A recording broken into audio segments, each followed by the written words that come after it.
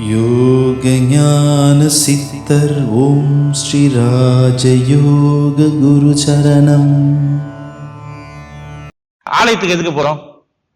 எதுக்கு ஆலயத்துக்கு போறாங்க? நிறைய பேர் இருக்கு. நான் எல்லாரும் பொதுவா சொல்றேன். பொதுவா எல்லாரும் ஆலயத்துக்கு எதுக்கு போறாங்க? எல்லாருமே பொதுவாக ஆலயத்துக்கு போறது என்ன, ஏதாவது குறைகள் இருக்கும் அவங்க வாழ்க்கையில.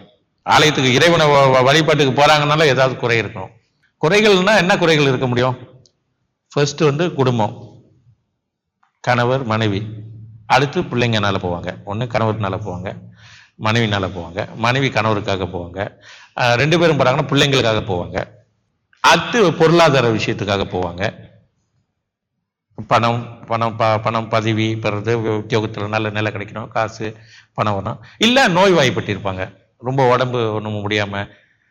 இதை தவிர்த்து யாராவது ஆலயத்துக்கு போவாங்களா? இறைவன்கிட்ட போய் கேட்கறது தவறே கிடையாது. பிரார்த்தனை செய்யறது தவறே இல்லை. இறைவன்கிட்ட தான் கேட்கணும். யாருகிட்ட அப்புறம் நம்ம கேட்கறது?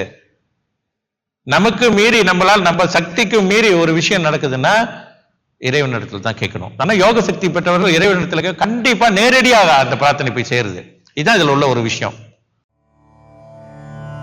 யோக ஞான சித்தர் ஓம் ஸ்ரீ ராஜயோக குரு சரணம்.